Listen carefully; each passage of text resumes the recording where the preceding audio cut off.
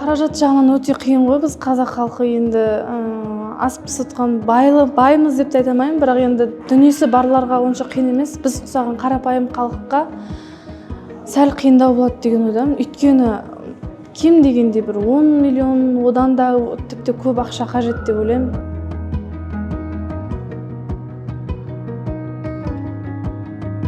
Менің есімім Икрамова Ұлбосын. Мен Пайызхан Тамиристің анасы болам. Мен балам іште жатқан кезде 30 аптасында тетрадофало диагнозы қойылды. Мүмкіндік бағдарламасымен балаларға осындай ота жасап беріп жатыр. Соған лаж болса ілдірейік деді. Сонымен осында келдік, портал турлап, осында келіп анализдер тапсырып, осы кісілердің арқасында әйтеуір операцияға іліндік. Әуелі Аллаға, одан кейін осы Беларусиядан келген білікті мамандарға сеніп отырмын. Құдай қаласа, балам, қызым мықты алып шығады деген ойдамын. Құдай қаласа жеңіп шығамыз.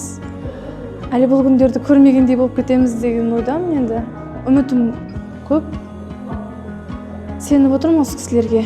Және де осы Жұлдызай қайырымдылық қорын ашып, осы мүмкіндік бағдарламасын ұйымдастырылған, барлық атсалысып жүрген кісілердің барлығына алғысым шексіз. Өйткені осындай мүмкіншілік арқылы біздің баламыз тегін ота алып отырмыз. Оның өзі бір Алланың бізге берген сый деген үміттемін. Барлығына рахметімді айтамын.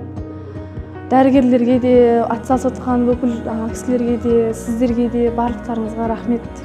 Үлкен рахмет. Сіздердің арқаларыңызда біз ең болмағанда мүмкіндік алдық.